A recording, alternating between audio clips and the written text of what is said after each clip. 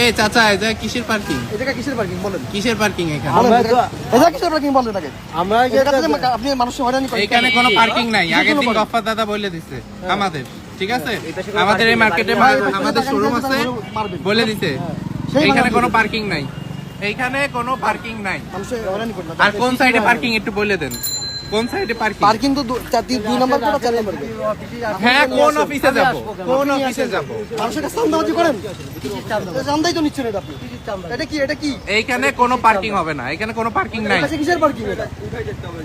ওই জায়গায় দেখো এই সাইডে পার্কিং পার্কিং যাবেন না, আপনি চলে যান। ভাই আপনি যেখানে গাড়ি রাখতেছিলেন রাখেন। আমি চলে যাচ্ছিলাম তাই ভাই এই নিউ মার্কেটে লোক আসে বন্ধ করে সিনাদের জন্য। আমরা ব্যবসা, আমাদের ব্যবসা বাদ যাচ্ছে আমাদের। ফাইজলামি শুরু করছে একটা। যারে টাকা ডাকেন সমস্যা নাই, অফিসে আসেন। ওই উপরে মালিক সমিতিতে আসেন। মালিক সমিতি অফিসে আসেন। ওই তো আমি বলতেছি তাকে আর ভাই টাকা নিতে আসছে ধরে বাইরে পিটাবে। ঠিক আছে।